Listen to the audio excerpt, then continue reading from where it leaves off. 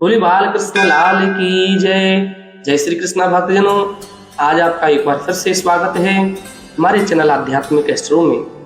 आज के प्रसंग में हम आपको श्रवण कराने जा रहे हैं गोवत्स द्वादशी यानी बछ बारस की कथा।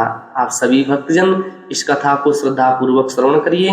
बछ बारस को गोवत्स द्वादशी और बछ द्वा भी कहते हैं।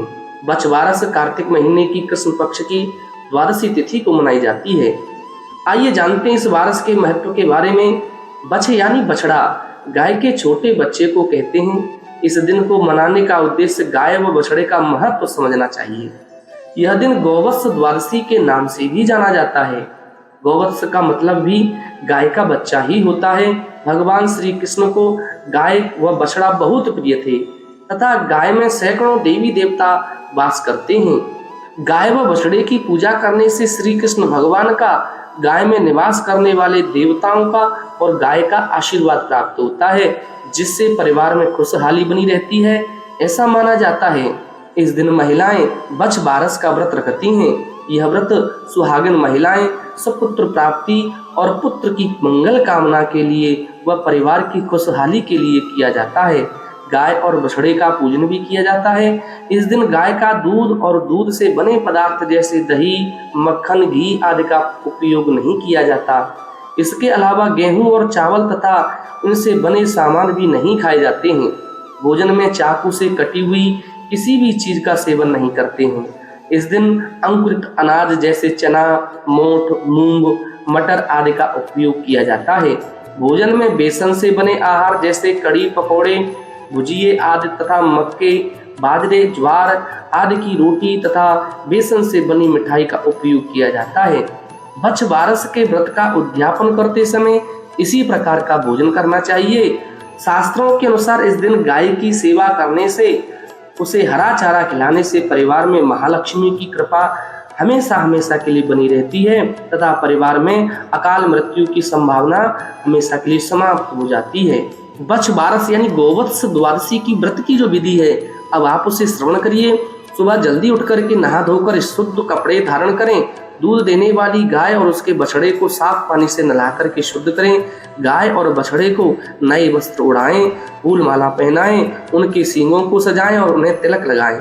गाय और बछड़े को भीगे हुए अंकुरित चने, अंकुरित मूंग, मटर, चने के बिरवे, जौ की रोटी आदि खिलाएं। गौ माता के पैरों की धूल से खुद को तिलक लगाएं। उसके बाद बछ बारस की कहानी श्रवण करें।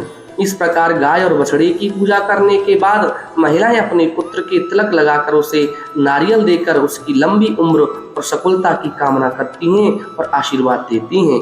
बड़े बुजुर्ग के पांव छूकर उनसे आशीर्वाद लें। अपनी श्रद्धा और रिवाज के अनुसार व्रत या उपवास रखें। मोठ या बाजरा दान करें। अब आप बछ बारस यानी गोवत्स द्वादशी की कथा को श्रवण करिए। एक बार एक गांव में भीषण अकाल पड़ गया था। वहां के साहूकार ने गांव में एक बड़ा तालाब बनवाया, परंतु उसमें पानी नहीं आया। साहूकार ने पंडित जी से उपाय पूछा। पंडितों ने बताया कि तुम्हारे दोनों पोतों में से एक की बलि दे दो तो पानी अवश्य आ सकता है। साहूकार ने सोचा किसी भी प्रकार से गांव का भला होना चाहिए। साहूकार ने बहाने से बहू को एक पोते हंसराज के साथ पीहर भेज दिया और एक पोते को अपने पास ही रख लिया, जिसका नाम बच्छराज था। बच्छराज की बलि दे दी गई। तालाब में पानी भी आ गया। साहूकार ने तालाब पर बड़े यज्ञ का आयोजन किया, लेकिन झिझक के कारण बहू को बुलावा नहीं भेज पाई। बहू के भाई ने कहा, तेरे यहाँ इतना बड़ा उत्सव आयोजन हो रहा है और तुझे क्यों नहीं बुलाया गया? मुझे तो बुलाया है, मैं तो जा रहा हूँ। बहू बोली, बहुत से काम होते हैं इसलिए भूल गए होंगे। अपने घर आने में कैसी शर्म है, मैं भी चलती हूँ। घर पहुंची तो सास ससुर डरने लगे कि बहू को क्या जवाब देंगे। सास बोली, बहू चलो बछ बारस की पूजा करने तालाब पर चलते हैं। दोनों ने जाकर के पूजा की। सास बोली, बहू तालाब की किनार कसुम्बल से खंडित करो।